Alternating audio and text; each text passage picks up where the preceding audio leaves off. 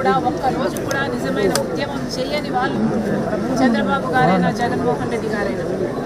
అలాంటి వాళ్ళను ఎన్నుకున్నందుకు ప్రజలు ఎంతో నష్టపోయారు. 10 సంవత్సరాలుగా మన రాష్ట్రంలో ఒక్క అడుగు కూడా అభివృద్ధి జరగలేదు. మనకు స్పెషల్ స్టేటస్ వచ్చునుంటే వేల కొద్ది ఒక్కొక్క నియోజకవర్గంలో కనీసం ఒక 100 కొత్త పరిశ్రమలైనా వచ్చేవి.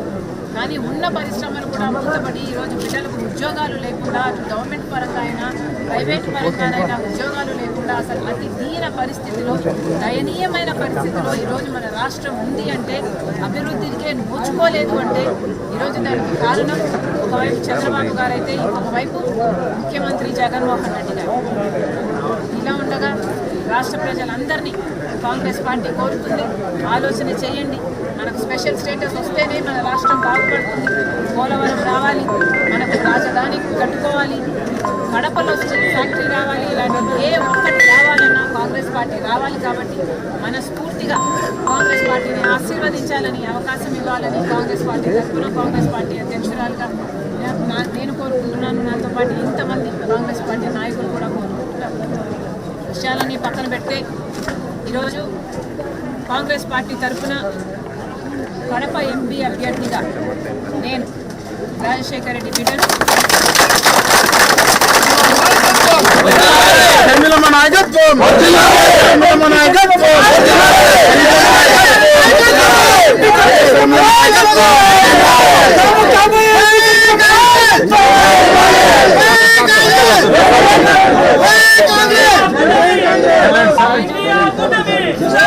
రాజశేఖర రెడ్డి బిడ్డ వైఎస్ షర్మిలారెడ్డి కాంగ్రెస్ పార్టీ అభ్యర్థిగా ఎంపీ అభ్యర్థిగా నేను నిలబడబోతున్నాను. ఈ నిర్ణయం తీసుకోవడం నాకు సులువైంది కాదు. ఈ నిర్ణయం నా కుటుంబాన్ని నిలువున చీలుస్తుంది అని తెలిసి కూడా తీసుకున్న నిర్ణయం. ఈ నిర్ణయం వల్ల రాజశేఖర రెడ్డి గారి అభిమానులు ఎంతోమంది ఏ వైపు వెళ్ళాలో ఏం చేయాలో తోచని స్థితిలో ఉంటారు అని తెలిసే తీసుకున్న నిర్ణయం. కానీ ఈ నిర్ణయం తీసుకోవడం నాకు తప్పలేదు. ఎందుకంటే జగన్మోహన్ రెడ్డి గారు నాకు తోడబుట్టిన అన్న. జగన్మోహన్ రెడ్డి గారు అంటే నాకు ద్వేషం లేదు. జగన్మోహన్ రెడ్డి గారు నా రక్తం. కానీ ఎన్నికల వరకు ముఖ్యమంత్రి అయ్యేంత వరకు నాకు నువ్వు చెల్లివి కాదు, నాకు నువ్వు బిడ్డ అన్న జగన్మోహన్ రెడ్డి గారు ముఖ్యమంత్రి అయిన తర్వాత మారిపోయిన మనిషి. ముఖ్యమంత్రి జగన్మోహన్ రెడ్డి గారు నాకు పరిచయం లేదు.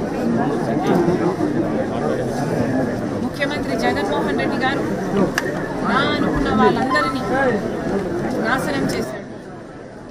ఈరోజు ముఖ్యమంత్రి జగన్మోహన్ రెడ్డి గారు వైసీపీ పార్టీ తరఫున హత్యా రాజకీయాలు ప్రోత్సహిస్తూ ఈరోజు కడపలో ఎంపీ అభ్యర్థిగా వివేకానంద రెడ్డిని హత్య చేసిన వాళ్ళకే టికెట్ ఇవ్వడం జరిగింది. ఇదే తట్టుకోలేకపోయారు. హత్య చేసిన వాళ్ళకి ఈ రోజు వరకు శిక్ష పడలేదు. హత్య చేసిన వాళ్ళు, చెప్పించిన వాళ్ళు ఈ రోజు వరకు తప్పించుకొని తిరుగుతున్నారు. ఎన్ని సాక్ష్యాలు ఉన్నా, అన్ని ఆధారాలు ఉన్నా, ఎన్ని వాగ్మూనాలు ఉన్నా ఇవేవి వాళ్ళకు శిక్ష పడడానికి సహాయపడకపోగా అధికారం వాడుకొని ఈరోజు జగన్మోహన్ రెడ్డి గారు వాళ్ళనే రక్షించడమే కాకుండా ఈరోజు వాళ్ళకి మళ్ళీ అవినాష్ రెడ్డి గారికి టికెట్ ఇవ్వడం అన్నది నేను తట్టుకోలేకపోయాను. వైసీపీ పార్టీ, వైసీపీ ప్రభుత్వం రక్తంలో మునిగిపోయింది. వివేకానంద రెడ్డి హత్యను ఆ రోజు రాజకీయం కోసం వాడుకున్నారు అన్న విషయం నాకు ఆఖరి వరకు అర్థం కాలేదు. సాక్షి ఛానల్లో అంత ఘోరంగా వివేకానంద రెడ్డి హత్య జరిగితే వివేకానంద రెడ్డికి హార్ట్ అటాక్ అని మొట్టమొదటగా సాక్షి ఛానలే చెప్పింది. ఎందుకు అన్న విషయం ఆ రోజు నాకు అర్థం కాలేదు. వివేకానంద రెడ్డి హత్య విషయంలో ఎన్ని ఎన్ని ఆధారాలు ఉన్నప్పటికీ కూడా అదే హంతకుల్ని పదే పదే ఈ 5 సంవత్సరాలుగా వెనుకొసుకొచ్చాడు జగనన్న గారు. ఇవన్నీ ఒక ఎత్తు అయితే అసలు ఈ కడప ఎన్నికల్లో మళ్ళీ ఆయనకే టికెట్ ఇవ్వడము ఇంకొక ఎత్తు. ఇంత తెలిసి కూడా, ఇంత ఘోరమని తెలిసి కూడా, ప్రజలు హర్షించరు అని తెలిసి కూడా ఎంత అహంకారం కాకపోతే మళ్ళీ అదే అవినాష్ రెడ్డికి జగనన్న గారు టికెట్ ఇస్తారు. రాజశేఖర రెడ్డి గారి బిడ్డగా నేను ఏం చేయాలో ఆలోచించాను. నేను రాజశేఖర రెడ్డి బిడ్డను, అలాగే వివేకానంద రెడ్డి గారు రాజశేఖర రెడ్డి గారి తమ్ముడు. రాజశేఖర రెడ్డి గారి తమ్ముడు అయ్యుండి రాజశేఖర రెడ్డి గారు బ్రతికున్నంత కాలం లక్ష్మణుల్లాగా ఎంత అన్యూన్యంగా ఉండేవాళ్ళు, ఎంత నమ్మకంగా ఒకరికొకరు ఉండేవాళ్ళు ప్రజలందరూ చూశారు. రాజశేఖర రెడ్డి గారి మాటను వివేకానంద రెడ్డి గారు ఎప్పుడూ జవదాటలేదు. అలాంటి వివేకానంద రెడ్డి గారి ఆఖరి కోరిక, చివరి కోరిక నేను ఎంపీగా నిలబడాలి అని నా దగ్గరికి వచ్చి దాదాపు 2 గంటల పాటు ఎంపీగా నిలబడాలమ్మా అని నన్ను ఎంతగానో ప్రాధాన్యపడ్డారు. ఆయన చివరి కోరిక నేను ఎంపీగా నిలబడాలి.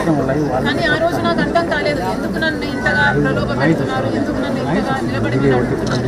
ఈరోజు ఆలోచిస్తే అర్థమవుతుంది. కానీ ఇంత జరిగినా కూడా వివేకానంద రెడ్డి మీద కక్ష కట్టినట్టుగా వాళ్ళ రాజకీయ లబ్ధి కోసం వివేకానంద రెడ్డిని హత్య చేస్తే ఈరోజు అదే హంతకుడు అండగా నిలబడ్డవాడు జగనన్న గారు. మరి రాజశేఖర రెడ్డి గారి బిడ్డగా నేను ఏం చేయాలి? రాజశేఖర రెడ్డి గారి తమ్ముడి విషయంలోనే నేను న్యాయం చేయలేకపోతే ఇక ప్రజలకు ఏం న్యాయం జరుగుతుంది? రాజశేఖర రెడ్డి గారి తమ్ముడి బిడ్డ సునీత న్యాయం కోసం ఈ రోజు వరకు కూడా కోర్టు తిరుగుతుంది, గడప గడప తిరుగుతుంది. ఎక్కడ వీలైతే అక్కడ న్యాయం చేయండి, న్యాయం చేయండి ఇప్పటి వరకు కూడా అడుగుకుంటూనే ఉంది. అసలు కనికరం లేదా? అసలు వాళ్ళని హంతకులు అంటున్నారే, అసలు మీకు హృదయం అన్నదే లేదా? ప్రజలందరూ గమనిస్తున్నారు. ఇది ఎంత మటుకు న్యాయం, ఎంత మటుకు సబబు ప్రజలు గమనించారు.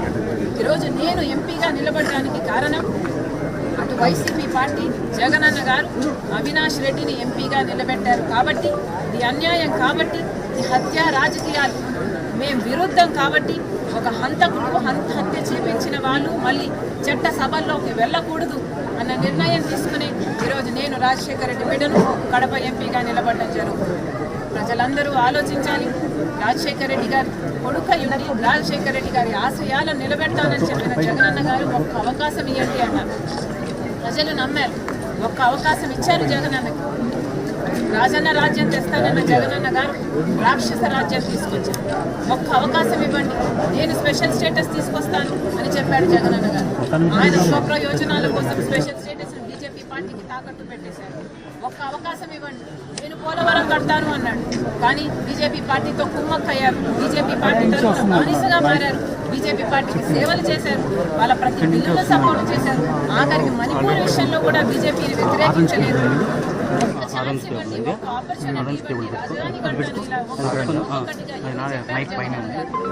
ఆఖరికి పూర్తి మద్యపాన నిషేధం చేస్తానని చెప్పి మహిళల్ని మోసం చేశారు, పేదవాళ్ళకి ఇల్లులని చెప్పి మోసం చేశారు, జాబులని చెప్పి మోసం చేశారు. ఒకటి కాదు, 2 కాదు, ఒక్క ఛాన్స్ ఇస్తే రాష్ట్రాన్ని అప్పుల కుప్పగా చేశారు, మద్యాన్ని ఏరులై పాలిస్తున్నారు, ఎక్కడ చూసినా డ్రగ్స్. ఇదేనా? ఒక్క ఛాన్స్ ఇస్తే ఏం చేశాడు జగనన్న గారు? ఈరోజు రాష్ట్ర ప్రజలందరూ ఆలోచన చేయాలి. రాజశేఖర రెడ్డి బిడ్డగా నేను చెప్తున్నాను, కాంగ్రెస్ పార్టీని ఆశీర్వదించండి, కాంగ్రెస్ పార్టీకి మళ్ళీ అవకాశం ఇవ్వండి.